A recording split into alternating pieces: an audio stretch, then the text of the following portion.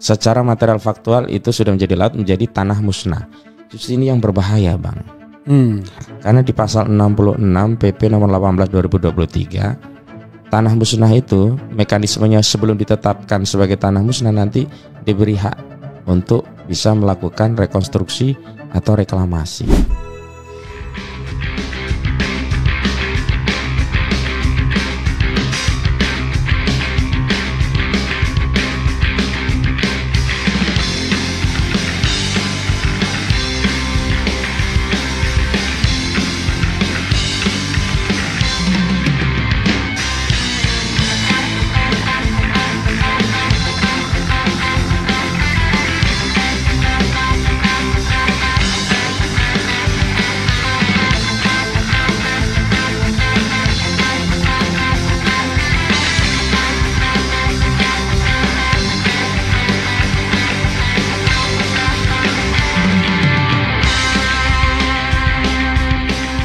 Sampaikan ini. Nah, terkait PIK itu kan bermula saat tanggal 30 Desember 2024 yang lalu, bukan Desember, 30 November 2024 kami menggugat secara perdata perbuatan melawan hukum terhadap Aguan dan kawan-kawan dengan nomor perkara 754-PDTG-2024-PNJKT-PST di Pengadilan Negeri Jakarta Pusat. Ada 8 pihak yang kami gugat, 1 pihak turut tergugat.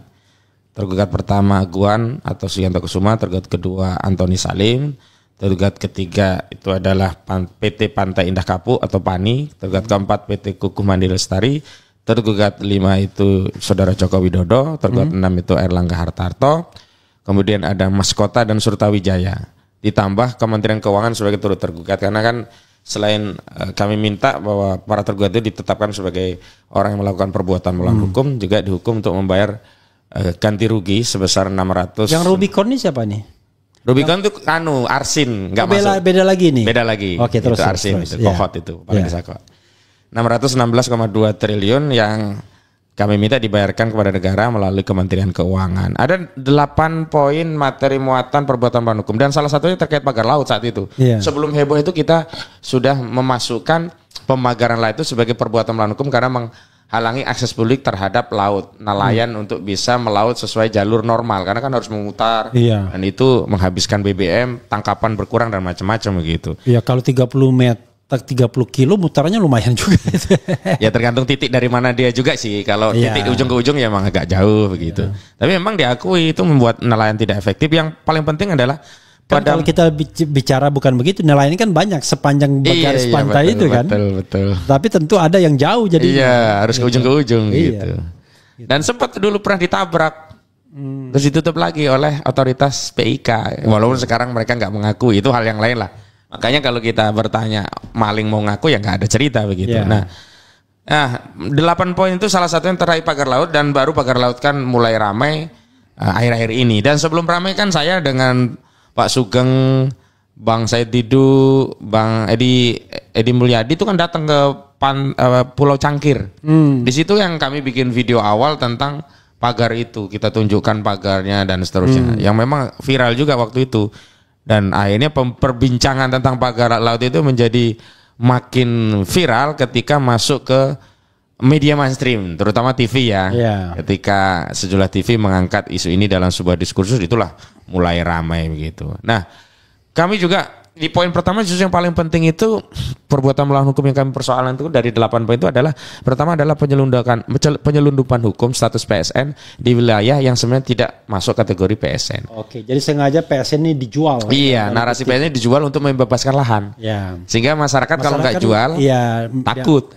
Gitu. Nah, padahal kalau kita rujuk kan PSN ini hanya 1.755 hektar. Dan itu pula diakui oleh lawyernya PIK kan? Iya begitu. Seolah-olah dia mengatakan memang harus dibedakan begitu ya. Tapi persoalannya itu disengaja diselundupkan seolah-olah semuanya PIK gitu. Begitu. Seolahnya PSN begitu. Oke, teruskan. Nah, kami yang agak di luar materi gugatan yang kami kaget itu ternyata di bawah laut itu sudah ada sertifikat itu.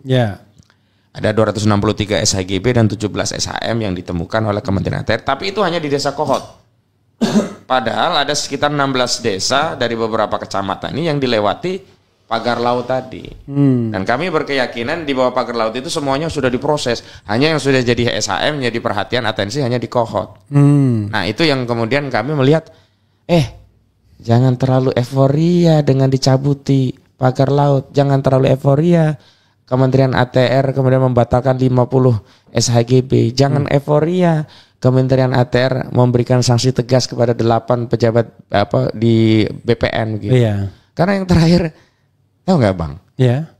Nomenklaturnya kan sanksi berat dan dicopot dari jabatannya. Iya. Ternyata ada 2 dari yang diberi sanksi itu udah pensiun. Salah satunya orang yang berinisial JS sebagai Kepala BPN 2022-2023. Oh, oke. Nah, orang pensiun mau dicopot dari jabatan apa gitu loh. Ini dagelan aja Nusron Wahid ini. Iya. Nah, dan yang paling penting sebelumnya kan Nusron Wahid mengakui semua itu ada di laut, secara material faktual ada di laut. Tapi kenapa yang dibatalkan hanya 50? Iya. Padahal totalnya ada 263, belum lagi yang 263 yang SHGB. Yang 17 SHM. Totalnya sih 280. Sorry, SHGB itu sertifikat hak guna bangunan. Ya. Kadang-kadang yang begini-begini, waduh jangan dipotong. Enggak, bro, tidak semua orang paham langsung. Oh iya betul. Okay. betul. Nah, ada yang protes jangan dipotong tuh sebelum penjelasannya Pak. Tuntas gitu ya. Nanti ada yang nggak tahu, sayang kan. Tahu kan. Oke, terus. Nah, makanya kemarin itu kan Nusron itu menyatakan bahwa secara material faktual itu sudah menjadi laut, menjadi tanah musnah. Justru ini yang berbahaya Bang. Karena di pasal 66 PP nomor 18 2023, tanah musnah itu mekanismenya sebelum ditetapkan sebagai tanah musnah nanti diberi hak untuk bisa melakukan rekonstruksi atau reklamasi. Oke. Jadi ini adalah modus seolah-olah tanah itu dulunya daratan menjadi musnah. Pemegang hak atas tanah musnah diberi hak untuk melakukan reklamasi, dan setelah diberi hak reklamasi dia juga mendapatkan kompensasinya. Oke. Kompensasi dalam bentuk uang kerohiman. Ini kan dia sudah bisa merampas laut, habis itu dapat uang kerohiman dari negara. Oke. Seolah-olah bahwa dia punya hak atas tanah tersebut karena dulunya daratan. Jadi kena abrasi. Oke, jangan-jangan zaman es kutub mencair gitu. Iya itu. Kalau saya kalau dulu ya Selat Sunda sama Sumatera tuh gabung ya. Mungkin itu ya cara mengukurnya. Kan itu yang dibilang Nono Sampono selalu begitu. Itu kan dulu daratannya kena abrasi, dalihnya itu RT RW-nya di Kabupaten Bekasi sudah menetapkan itu wilayah itu dulu memang wilayah yang terkait pertanian dan seterusnya.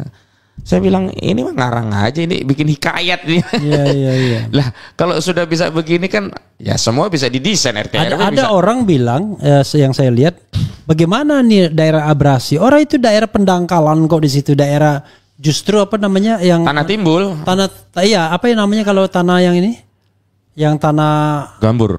Bukan untuk uruk itu apa? Tanah apa itu? Yang di Singapura bukan pasir tapi sedimen. Iya. Malah itu boro-boro abrasi, malah itu tanah tambah sedimen. Tanah. Iya. Jadi kan memang salah satu argumentasi faktual terkait bantahan bahwa itu ada abrasi itu kan yang paling mudah di Kohot khususnya. Itu kan ada kali Cisadane. Cisadane kan hulunya ada di Bogor, mengalir terus sampai Cisadane. Itu justru membawa material lumpur, tanah macam-macam, justru menambah muara itu gunduk gitu loh. Makanya jadi sedimen. Jadi nambah daratan. Boro-boro abrasi. Nambah daratan gitu loh. Jadi emang bohong ini, ngarang semua ini. Tapi ya sebaik-baik mereka bohong kan akhirnya kan terbongkar juga. Nah terakhir narasi mereka pagar laut itu sejak 2014 seolah-olah ingin menarik pejabat-pejabat lainnya untuk bertanggung jawab. Lah citra satelit Google Earth menunjukkan itu cuma sejak 2022 kok itu. Kalau 2022 itu nyambung Bang. PP-nya dipersiapkan 2021. Proses persertifikat mereka mulai urus 2020 sampai 2023. Paralel proses sertifikat mereka juga memproses pemagaran. Jadi nggak benar dong Maki yang kemudian melaporkan pejabat BPN 2014-2023. Nah makanya jangan terlalu mengikuti semuanya. Kadang-kadang ini hanya untuk mengaburkan sehingga pertanggungjawabannya menjadi gak jelas gitu. Iya. Misalnya begini, jangan juga dilokalisir hanya di Kohot, hanya BPN karena Kanwil dan yang lainnya juga terlibat. Gak bisa walaupun secara kewenangan itu ada di Kantah. Tapi Kantah itu selalu minta petunjuk dari kantor apa? Kantor wilayah. Kantah itu kantor pertanahan di tingkat kabupaten. Makanya disebut Kantah, kantor pertanahan. Istilah untuk pengganti kantor BPN di tingkat kabupaten dan kota. Kalau Kanwil di tingkat provinsi, kantor wilayah gitu. Jadi memang saya membaca itu kenapa ini lama sekali, Bang. Ada desain penyelamatan gitu loh. Siapa yang mau diselamatkan, apa yang mau diselamatkan, terus apa yang mau dikorbankan dan siapa yang menjadi tumbal gitu loh. Oke. Kalau kita bicara tentang skenario itu ya. Menurut Anda siapa yang mau diselamatkan? Apa skenario penyelamatannya? Siapa ya tumbal terbesarnya? Tumbal yang paling dekat itu ya si Arsin, kepala desa Kowat, udah pasti dia akan jadi tumbal. Oke. Mau nggak mau, baik terkait pemagaran, dia ikut mengkoordinir. Arsin Rubicon itu ya? Iya, Arsin Rubicon. Keren dia itu, ada mobilnya A4RS. Bukan. B412 IN ya, Arsin ya. A125 ya. Itu IN, luar biasa. Dan dia punya Paspamdes loh, Bang. Oh, luar biasa. Pasukan pengaman desa.